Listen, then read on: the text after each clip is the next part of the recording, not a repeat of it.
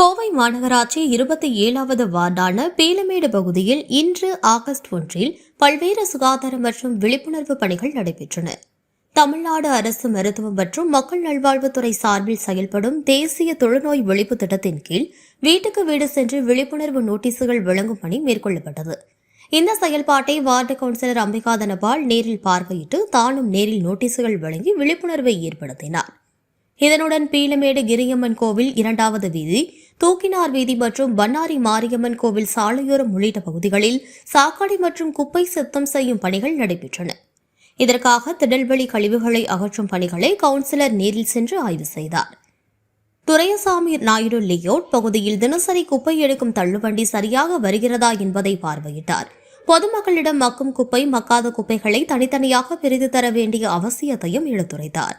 இந்த அனைத்து பணிகளும் மக்களின் நலனின் உறுதி செய்யும் வகையில் நடைமுறைப்படுத்தப்பட்டுள்ளதாகவும் தொடர்ந்து கண்காணிப்பும் மேற்கொள்ளப்படும் எனவும் வார்டு கவுன்சிலர் தெரிவித்தார்.